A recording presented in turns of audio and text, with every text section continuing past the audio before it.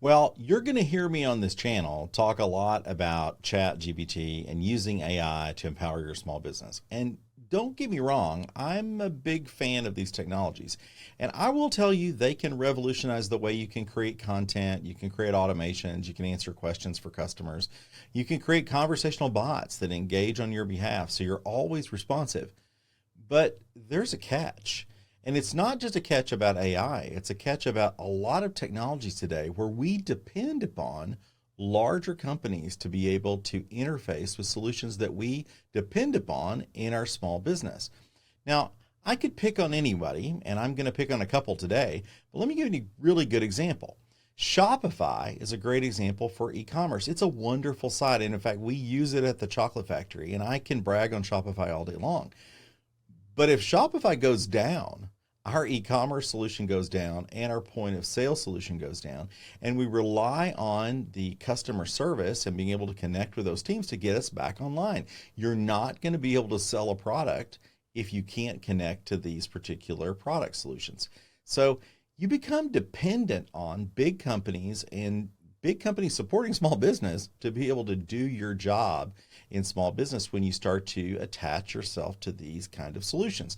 Now, I'm not saying don't do it, but I am going to give you a little bit of warning. And the warning came home to me this last week. As you know, I'm a big proponent of AI and Chat GPT. I've had a paid account since it first came out.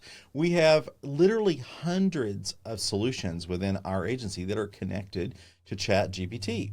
And by the way, all of those still work. So I'm not here ragging on Chat GPT, but I'm going to give you an example. I had a customer reach out to me last week and said, hey, I don't know what's going on, but I can't get into my account. I'm getting a comment that says I need to put in a one-time auth code. Well, that's not unusual.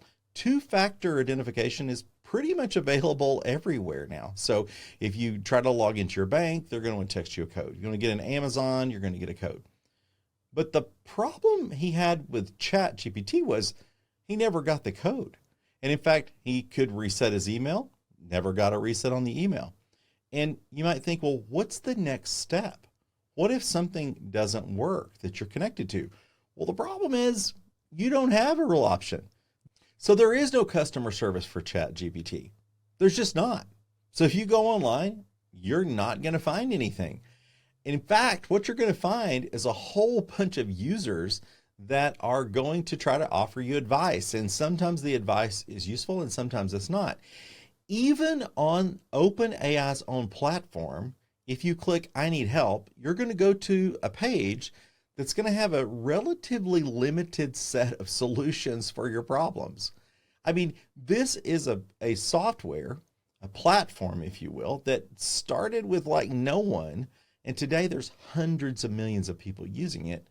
And yet, if you go to the help section, you're going to find a rather limited set of articles to solve your problems. And so you're going to resort to things like Reddit and Discord, which are user-generated content, which is often pretty good, but sometimes there's problems that really can't be solved. And I would like to tell you as a physician, I see this in disease states sometimes. I mean, I've seen patients over the years that have difficult to diagnose and difficult to treat diseases. And what tends to happen is there's a lot of different therapies, and there's a lot of different therapies because nothing really works. Well, that's what happened on this OAuth issue, this connection issue about the one-time password. There really was no solution.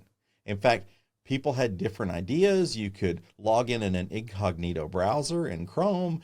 You could go to Safari. You could look for something on your phone. But unless you had set it up ahead of time, there really was no way to access it, and there was no one to really help you.